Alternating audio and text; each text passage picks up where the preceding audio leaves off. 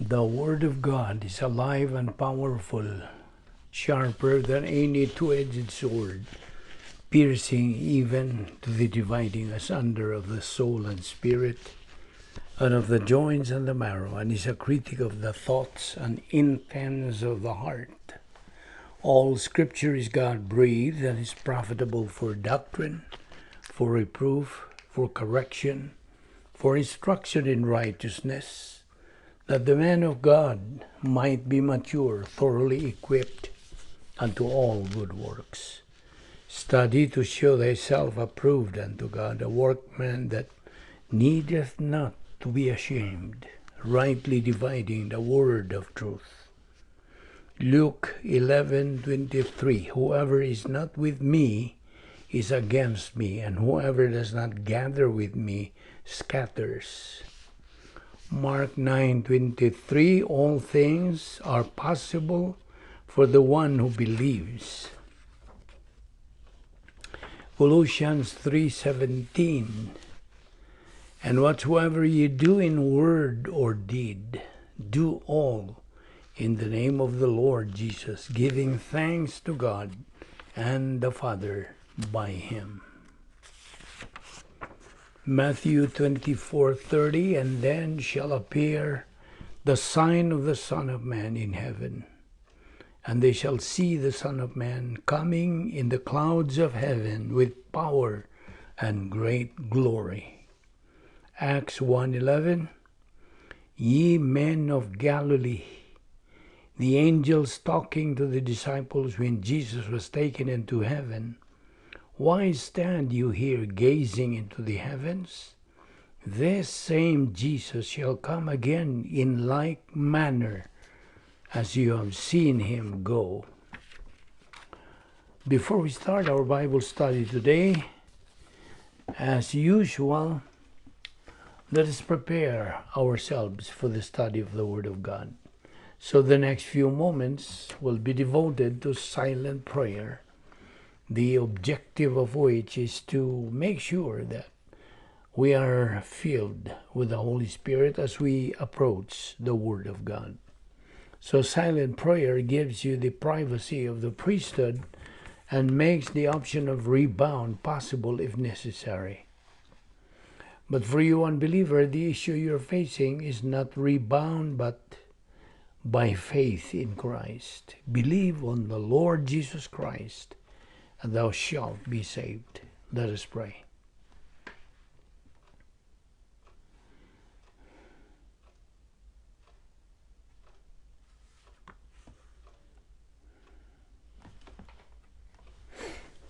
Heavenly Father, we are indeed grateful to you for the privilege of having the freedom to assemble ourselves together once again in this Bible study through the YouTube, to focus our attention upon your word, which is forever a lamp unto our feet and a light unto our path. You have provided the activated human spirit for faith perception of doctrine. You have provided God the Holy Spirit, who is the ultimate teacher, and the gift of pastor-teacher for communication of doctrine, so that every believer can consume the oxygen of the spiritual life, which is your word, and growth from infancy to adolescence, and from adolescence on to maturity, and fulfill the purpose for which you have left every believer in this life. And so as you approach the study of your word, we ask that you open our hearts to the truth, that we may fulfill that divine mandate of spiritual growth. For we ask it in Christ's name. Amen. Welcome everyone once again to our daily Bible study through the YouTube, and we are still on our topic, the Great Power Experiment. Okay, now where we stopped yesterday, this is where we continue our discussion. We said yesterday that we have to bear in mind that we have been born again at the point of salvation, and we became a recipient of 40 things. God's power, it's all inside the portfolio of invisible assets. Now, as far as the portfolio of invisible assets are concerned, there are categories. One is the primary assets. They are designed and administered by God the Father, which includes computer assets and escrow assets. The escrow had been prepared by God the Father in eternity past, but this can only be availed of when we accomplish God's protocol. Ephesians 1:3 says, "This escrow is reserved for every believer. The Lord Jesus Christ is the depository of these escrow." Ephesians 1:7, "This escrow is given after following the protocol." Now you have to note this. This escrow is legal, like in the human realm. Escrow means in trust. Now God, through His omniscience, has established this in eternity past. We must fulfill all the requirements and conditions before we believers can receive these escrow blessings. Now there are requirements to be met to be able to reach spiritual adulthood. Number one is stay inside the protocol plan of God. Number two, remain under the enabling power of God the Holy Spirit. And number three, keep moving. If a believer fails to fulfill the conditions, then this escrow remains in escrow as a memorial of lost equal opportunity. He is a loser believer. He lost his escrow blessings. He's going to regret forever for losing his escrow blessings. No question about his salvation. He will be in heaven. So that's the first asset. The second is computer assets. Programs, and you still remember that ROM chip and RAM chip. ROM chip, read-only memory. But when this is going on, here comes RAM, random access memory. Now, of course, the random access memory represents predestination. We now have a personal sense of destiny. Whereas the ROM chip, ROM, read-only memory, that concerns about the election, the 40 things. Okay? So the secondary, you have the equal opportunity and equal privilege to avail of these assets. Now, the secondary assets are designed and administered by God the Father, but depend now upon the believer's utilization of divine power. Now, what are these assets? Well, number one, volitional assets. Number two, production assets or Christian service. That's the result of spiritual life. And number three, undeserved suffering assets. And number four, invisible impact assets.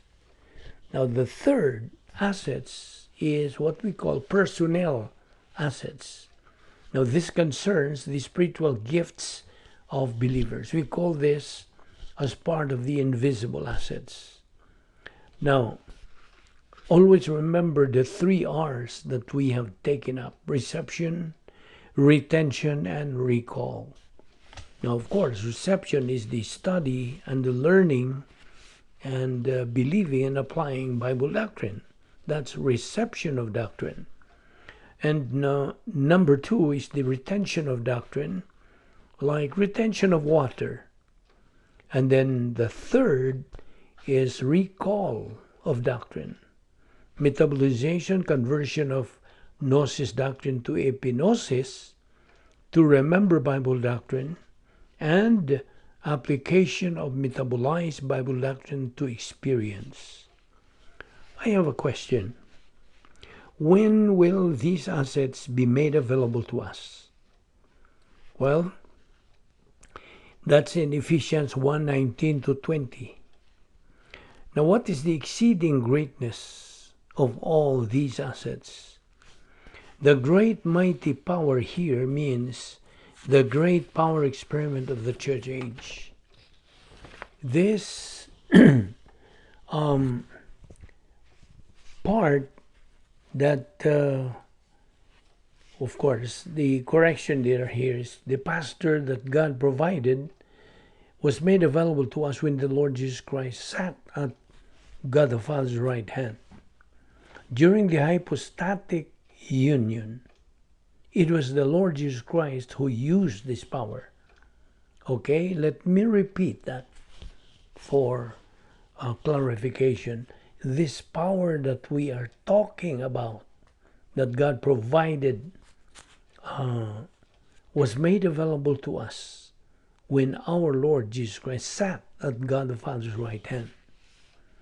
Now, it is the Holy Spirit who empowers us. This power is given by God the Father. Colossians 1:16 and 17, for by him all things were created, including magnetism, including gravity, etc. Now, my question is, who created all these? The answer is the Lord Jesus Christ. Our Lord Jesus Christ controls history. Do you know that? He's the one controlling history. He continues to hold the universe and everything in it. He, our Lord Jesus Christ, is before all things. He existed eternally. It is his deity who exists eternally. Our Lord Jesus Christ holds his omnipotence. God the Father's omnipotence is available to all believers, related to our portfolio of invisible assets. Now, he supplies all our needs throughout our entire life. All our needs are in the portfolio of invisible assets. It was God the Father's omnipotence which provides all our needs in life. Remember the escrow blessings? God has already set all of these in eternity past and just ready to be given to us by the time we fulfill all the requirements in God's protocol. When we reach the spiritual adulthood and become qualified, meaning capacity to receive the blessings, God gives them to us. Thus, he is glorified. That is maximum glorification. All of those spiritual assets we took up cannot be revoked anymore. No more. It cannot be revoked because it's all yours to have. Again, there are three categories of the portfolio of invisible assets. First is the primary, which is the computer assets and escrow assets. Second is secondary, that belongs to volitional production and undeserved suffering. And the third assets, personnel assets, meaning the spiritual gifts. Now, it is God the Father's omnipotence that makes us alive now. It is God the Son's omnipotence that created, maintained, and perpetuated our life. He holds it. Colossians 1:16 to 17, everything comes from the Lord Jesus Christ, and he is the one who perpetuates and controls it. That is why people panic, are frightened, because of fear of the unknown. Yes, a lot of people do have that fear. And that's the fear of the unknown. And the fear of the unknown is the cause of man's fear in life. That's why knowledge is very, very important. Knowledge of truth. So remember, knowledge. That's the only antidote to get rid of that fear of the unknown. The omnipotence of the Lord Jesus Christ, God the Son, guarantees the function of the so-called scientific laws, which are really the demonstration of the omnipotence and faithfulness of our Lord Jesus Christ.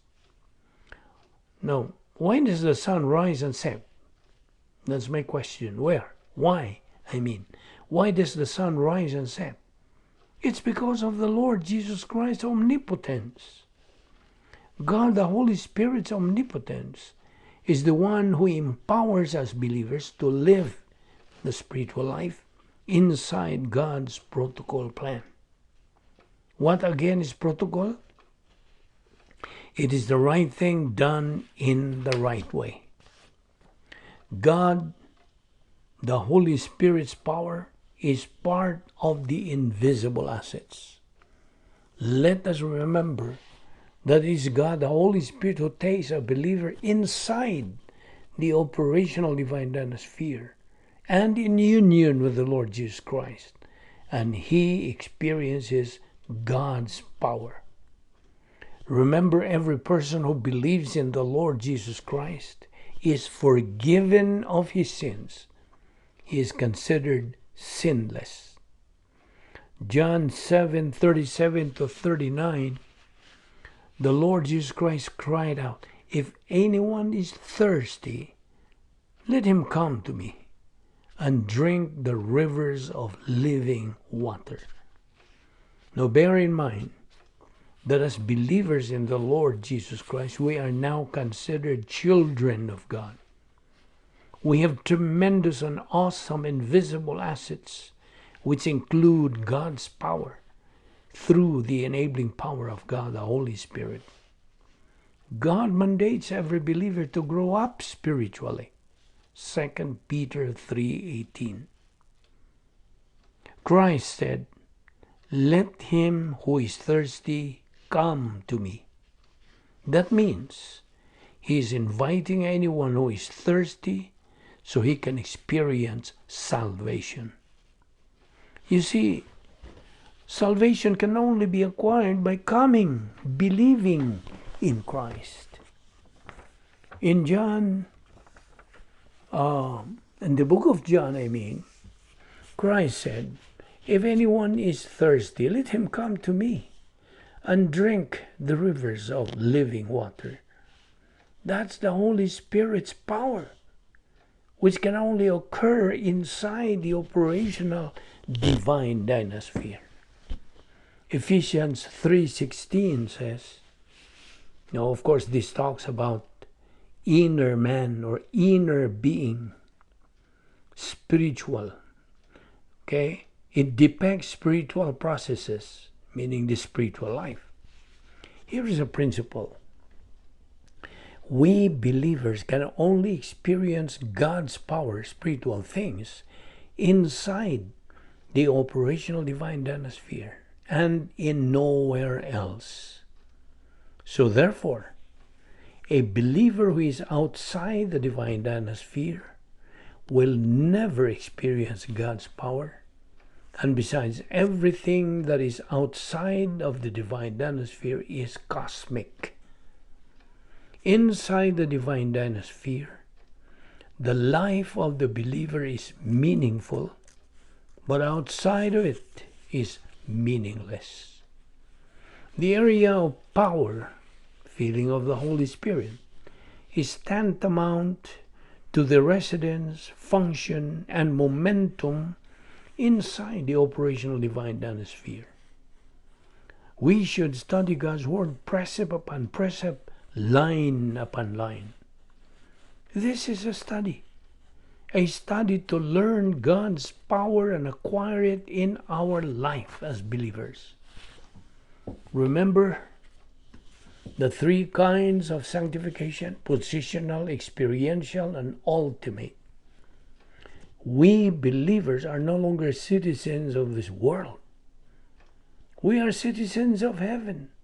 We are already elected citizens of heaven. That's in Philippians 3:20. We have been elected at the moment of salvation. Your position as a believer is fixed and secure. Predestination is your union with Christ forever. God, the Holy Spirit's omnipotence is available to us now. The Lord Jesus Christ left the Holy Spirit's power to us, the same power that our Lord Jesus Christ availed of while he was in his hypostatic union and made him a winner. Now get this. Man is a product of his decision, and that is volitional responsibility. We can either decide to become winners in life or losers in life. We have the free choice. Remember, for every decision we make, it is only we who are accountable, responsible, and answerable for that decision. The success or failure of a believer's spiritual life all depends on his volition. Does he persistently, consistently study God's Word or ignore it? He's just a product of his decision. Remember, every believer should so live according to God's will, purpose, and plan. How? Again, by growing spiritually. 2 Peter 3:18. Now, divine omnipotence of the Godhead is available to all believers. God the Father, for his grace provision, portfolio of invisible assets. God the Son, for perpetuating our life, logistical grace support. God the Holy Spirit, enabling us to reside in the operational divine dynasty. Now, all church-age believers have equal privilege and equal opportunity. Believers have no more excuse not to be winners in life. Did you hear that right?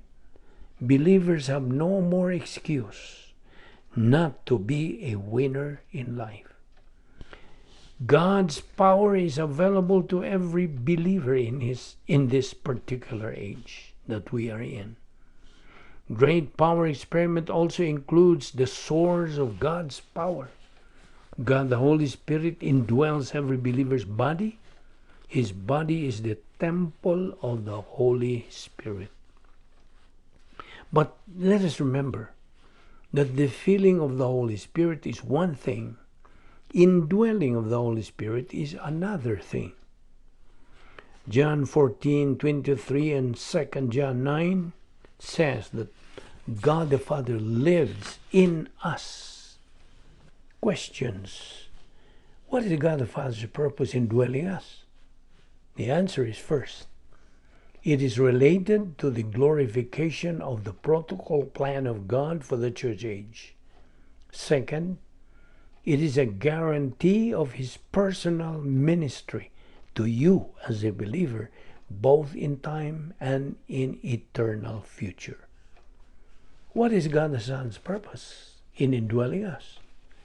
Well, in John 14:20, John 20:22, Romans 8:10, Galatians 2:20, 1 John 2:24.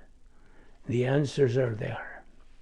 The answer first, to be a sign and a badge of our royalty, royal family of God. Second, a guarantee of life eternal. And third, he holds all the escrow blessings. What is God the Holy Spirit's purpose in indwelling us? Answer, a guarantee that we are going to receive all the things that God has prepared for us in eternity past. Romans 8:11, 1 Corinthians 6:19 to 20, 2 Corinthians 6:16. Third, well, of course, this is the third on the question, what is God the Father's purpose in indwelling us? That's the third answer. It is part of the mystery age doctrines. However, there are times that we become depressed and frustrated, right? But this is not an excuse, because our Lord Jesus Christ is the one who motivates us to move onward as good soldiers of Christ, plus God the Father's and God the Holy Spirit's presence and power. It is here that we stop today, and we will continue in our study tomorrow. Let us pray. We thank you, Father, for this opportunity of studying your word today. May God the Holy Spirit make this so clear to us, and may this give us a blessing to our life. Thank you, and we pray that you will bring us tomorrow in this place so we can continue in our spiritual momentum. Thank you for this Bible study through the YouTube of the Vic Balbido Evangelistic Ministry. This we ask in Christ's name. Amen.